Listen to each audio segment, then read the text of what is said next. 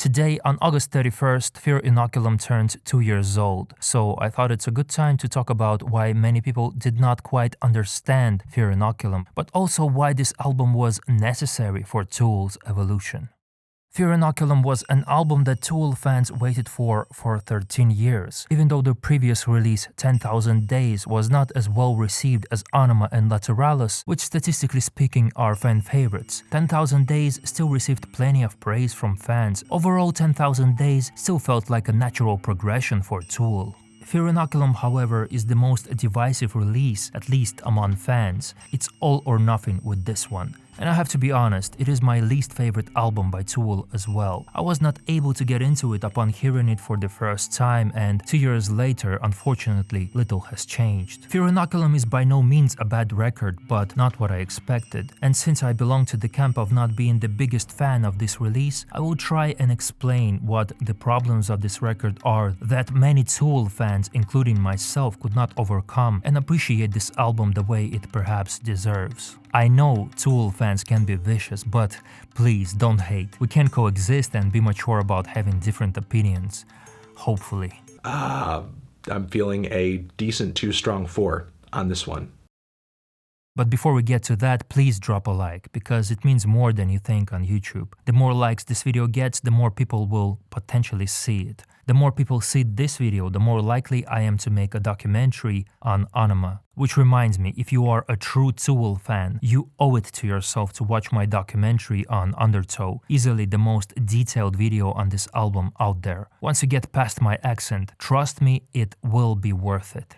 On the surface level, Fear Inoculum very much fits the idea of natural progression for Tool. They have done it all, growing from a very aggressive and straightforward UNDERTOW to a more intricate and progressive sound with every next release. So for a progressive metal band to make an album that would consist of fewer but longer tracks was a no-brainer. An even greater goal for a prog band would be to make a single 80-minute track, a direction that the band did consider for a while but backed out of. So in the end we were left with 7 songs that last nearly 80 minutes, and if you count the full track list with interludes or intermissions, whatever you want to call them, the album clocks in at nearly 90 minutes. And in the usual Tool fashion, the band tied in a concept into their work. This time the concept revolves around the number 7, which in one way or another was incorporated on this record. So on paper everything seems to be logical when it comes to the idea behind Fear Inoculum. So why the division among fans then? And why did it take 13 years to make this record?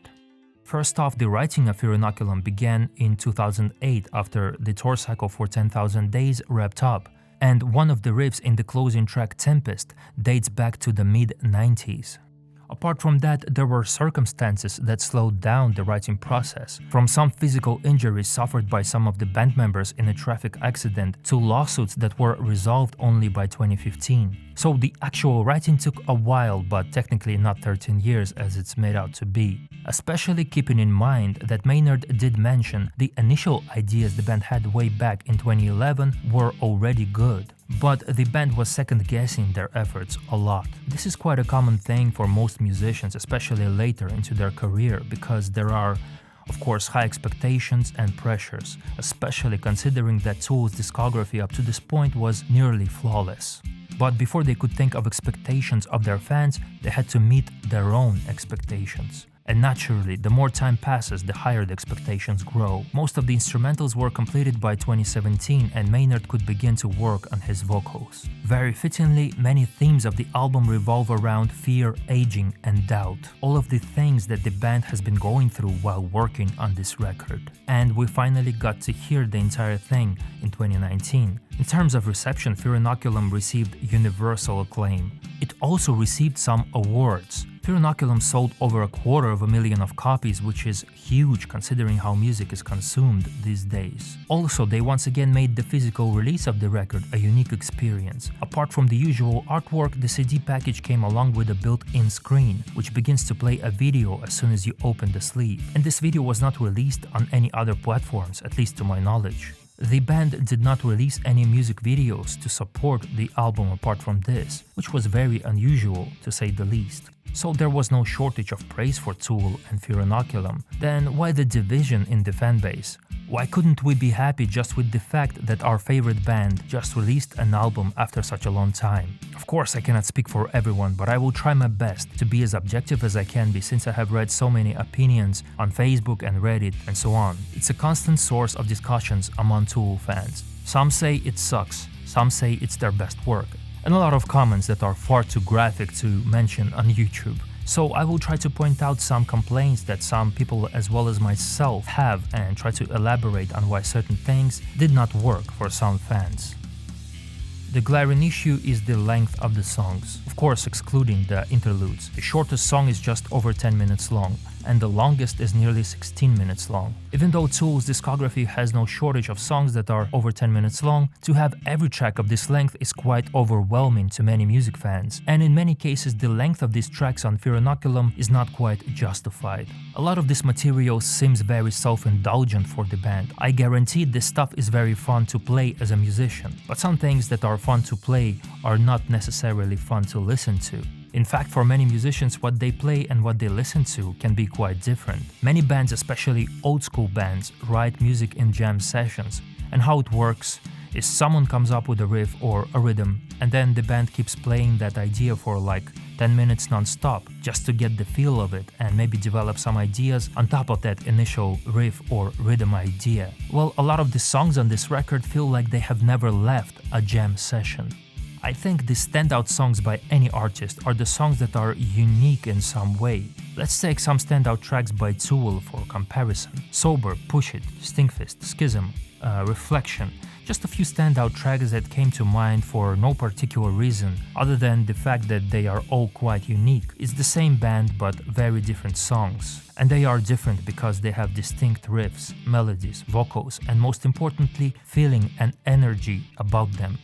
But when it comes to Inoculum, there is a sense of sameness. I have heard the album several times and even own a physical copy, and I can honestly say that I don't know the track list and which song is which. Honestly, I know the song titles, but apart from the title track, which was the first song we were introduced to, and Tempest, which is the heaviest song on the record, I can't remember how the other songs sound and which one is which. Well, I know that Pneuma is track number 2, and that's about it. And I'm very meticulous about these things. Discographies, song meanings, lyrics, etc. I usually care a lot about all of these things, but for Inoculum, I just could not bring myself to being curious enough to look these things up. It may very well be the intention of the band, as they initially aimed to make this album as one song, but regardless, it doesn't translate that well. It feels like a flaw because songs just don't stand out on their own. The similarity of the way the songs are structured also doesn't help. First half of the song is usually similar with more or less familiar structure of verse, chorus, but then we are just taken into exploring the chuggy palm-muted riffs with a solo over them, which reminds me of that jam vibe once again. Can you imagine Schism, for example, being played this way? Because essentially the song is no different than what we hear on Inoculum. All we need to do is just to extend that middle section to 3 minutes and you have yourself a Inoculum track. But would it benefit the song? I highly doubt it would. Yet this is what happens with the majority of this album. But is it a bad album? By no means, no. Are there any poor performances? Of course not. The drums are perfect. Maynard as always brings his best, with memorable, well-written melodies. Adam and Justin are tight as always, with some Tool signature style riffs. It's a great effort overall as a record, but individually songs just don't hold up. So for me to enjoy songs from this album, I have to go through the entire thing, which is not an ideal situation, and it can be quite tedious and overwhelming. It reminds me quite a bit of Meshuggah's Violent Sleep of Reason. I can listen to that album in chunks or in separate songs, but listening to it in its entirety in one sitting is kind of rough, because it wears you out by the time you are on song 6. Here's what Tool accomplished well with their previous work and what separated them from other prog bands. First of all, they don't quite feel like your average prog band. They made prog accessible by leaning more into the rhythm instead of drowning you with crazy complex solos. Maynard always writes his parts in hooks. Each section gave you something to grab onto, and remember a song by. The variety and length of songs also gave you a chance to breathe instead of constantly wondering where you are in any given song, because most of their songs have a natural flow to them. And very importantly, Tool managed to make you feel like a song is shorter than it actually is. When I first heard Eulogy or Push It, I never stopped and asked how long this song is, which is a sign of great songwriting, because we are left with only the absolute necessary sections of each song. If you listen to a song and start thinking, how long is this song? Something is wrong, and it's the case for a lot of the runtime on Fear Inoculum. And listening to Fear Inoculum feels like an undertaking, something that I have to be in the right headspace to listen to. It's not an album I would listen to casually, because at certain points my mind just wanders off because I lose interest and try to figure out where I am in the song right now. And that's not what I want. This also means that the album does not flow as naturally as it perhaps should.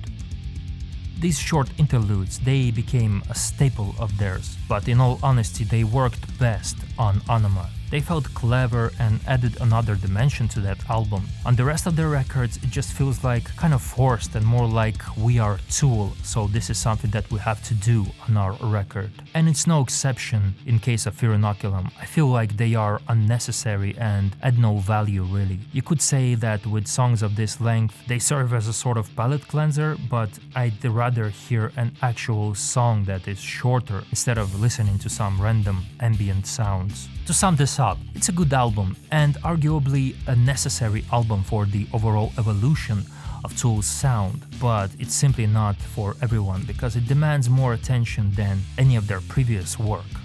I guess more attention is something that Tool is allowed to expect from their longtime fans at this point, but it was a risk, and I'm pretty sure they were aware of the risks. And the price is that unfortunately not everyone gets it.